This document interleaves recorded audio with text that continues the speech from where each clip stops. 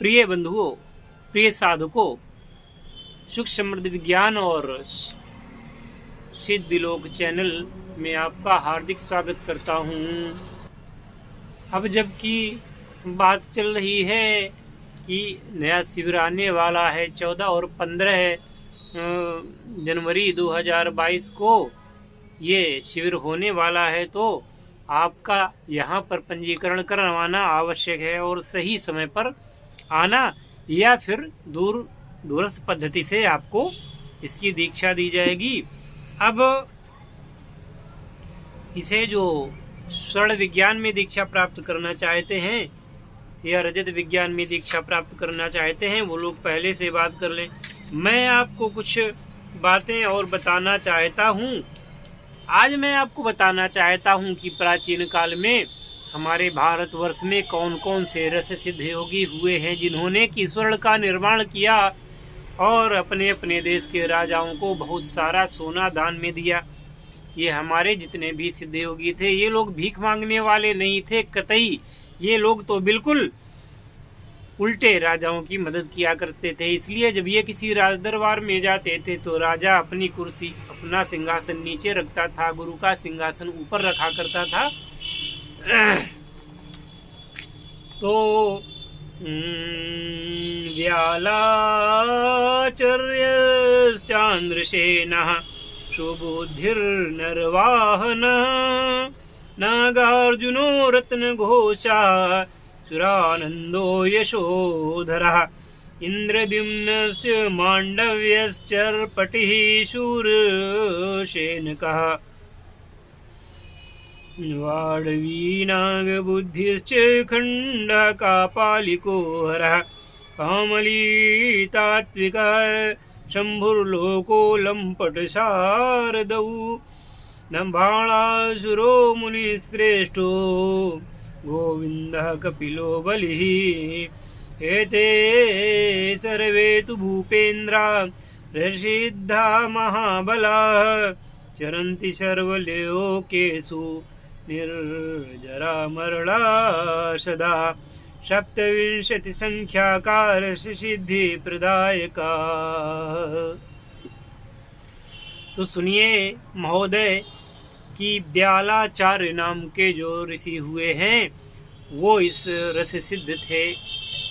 चंद्रसेन और तीसरे सुबुद्धि, चौथे नरवाहन, 5वें नागार्जुन, इसके बाद रत्न घोष, इसके बाद 6वें रत्न घोष, 7वें सुरानंद, 8वें यशोधर, 9वें इंद्रद्युम्न और 10वें मांडव्य और 11वें चरपटीनाथ, 12वें सूरसेवक, 13वें वाडो और 14वें हुए नागबुद्धि और 15वें हुए चंडका पालिक, 16वें हर, 17वें कामल और 18वें तात्विक और 19वें शंभु, 20वें लोक और 21वें का नाम है लंपट। अब भाई लंपट क्यों नाम रखा ये तो आप लोग जानिए, हालांकि वो लंपट तो बिल्कुल नहीं रहे होंगे। अब इसके बाद 22वें हो गए सारद और 23वें हो गए बाणासुर। अब ये बाणासुर जो हैं ये वही है पौराणिक वाले, और मुनि श्रेष्ठ नाम के एक हैं, फिर गोविंद नाम के हैं एक योगी, कपिल और बलि, ये राजा बलि हैं।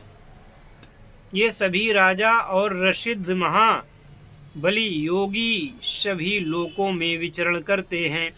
रस साधन में सिद्ध देने वाले विख्यात 27 सिद्ध हैं। मतलब आप समझ लीजिए ये रस सिद्ध, इनको प्रणाम किए बिना फिर आपका काम कैसे चलेगा। तो इन सभी को प्रणाम करना चाहिए। ये भगवान के भक्त हैं और ये लोग हम लोगों को सिद्धि प्रदान करते हैं। तो ये जो लोग सोने चांदी का काम करना चाहते हैं, ऐसे लोगों को इन सभी मूल आचार्यों की वंदना ही करना चाहिए। वन्द्याः पूज्याः प्रयत्नेन ततः कुर्यादृशायनम् हर्षे द्विज देवांस तर्पयेदिष्ट देवताम् कुमारीं योगिनीं योगीन् मुनिमाधिक साधकान् तर्पयेत् पूजयेत् भक्त्या निज शक्ते अनुसारतः। इत्येव सर्वसंभारयुक्तं कुर्यादृशोत्सवम् सर्वविघ्न प्रशान्त्यर्थं सर्वेप्सित फलप्रदम्। अन्यथा चेद्विमूढात्मा मन्त्रदीक्षाक्रमं विना कर्तुमिच्छति सूतस्य साधनं गुरुवर्जितः नासौ सिद्धिं वाप्नोति यत्नकोटिशतैरपि। तस्मात् सर्वप्रयत्नेन शास्त्रोक्तां कारयेत् क्रियां। सुनिए महोदय, इन सिद्धों की पूजा वंदना करने के पश्चात ही रसायन का कार्य आरंभ करना चाहिए।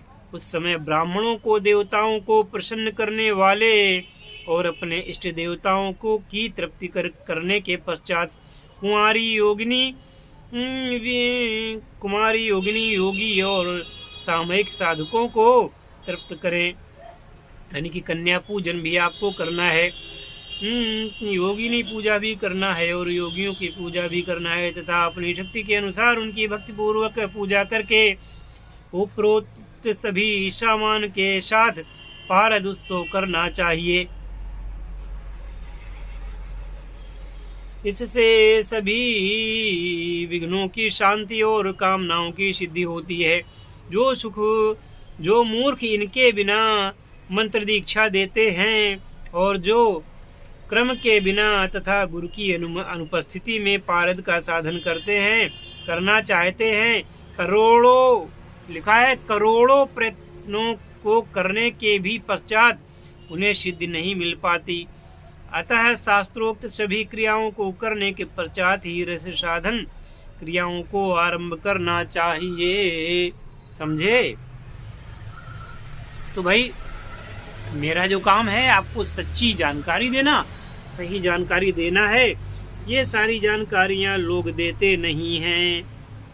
सम्यक साधन शोद्यम गुरुयुता राजा ज्ञालंकृता नाना कर्मणि कोविदा रसपरास्त्वढ्याजनैश्चार्थिता मात्रायंत्र सुपाकर्म कुशला सर्वौषधो कोविदा इस्तेषां सिद्ध्यति नान्यथा विधिबला श्रीपार्थ। जो व्यक्ति उचित साधन उद्यम से संपन्न गुरु के साथ राज की आज्ञा से अलंकृत अनेकों कार्यों में निपुण पराक्रम में तत्पर जनधन से संपन्न मात्रा यंत्र और पाककर्म में कुशल औषधियों के जानकार हों, उन्हें मोक्ष देने वाला पारा सिद्धि को देता है, अन्यथा नहीं। आप समझ लीजिए, यदि आप सिद्ध होना चाहते हैं, सफल होना चाहते हैं, तो यह आपको करना है। और कहा गया है कि यदि गुरु चाहे तो कुछ भी करवा सकता है। समझ गए? आप उसके योग्य ना भी हों एक बार, और यदि गुरु प्रसन्न है तो गुरु आपको सब कुछ करवा सकता है। इसलिए गुरु ही श्रेष्ठ है। लेकिन गुरु भी जो भी मन में आवे वो नहीं कर सकता, वो शास्त्रों के अनुसार ही करता है। वो आजकल बहुत सारे जो गली कूचों में गुरु पैदा हो रहे हैं जगह जगह पर, वो खूब रोज पारस सिद्धि करवा रहे हैं, रोज वो तमाम ग्रुप चला रहे हैं। और जो अपने आप को बहुत बड़ा ज्ञानी सिद्ध करते हैं, तो ऐसे गुरुओं के पास जाकर के जो लोग ठगे गए हैं, जो लोग उनसे धोखा प्राप्त कर चुके हैं, तो वो लोग ध्यान से समझ ले कि स्वर्ण विज्ञान या रजत विज्ञान इतना सरल नहीं है। हालांकि ये इतना कठिन भी नहीं है, परंतु इतना सरल भी नहीं है जैसा आप समझते हैं। और इसमें दुष्ट बुद्धि वाले तो बिल्कुल, जैसे नहीं कि गुरु से छल करके, झूठ बोल करके, या गुरु को किसी भी प्रकार से द्रवित करके, या गुरु को धमका के, डरा के जो कोई कुछ प्राप्त करना चाहते हैं, तो वो जीवन में सफल नहीं हो सकता। तो मैंने आज आपको इस वीडियो में ये सारी बातें बताई।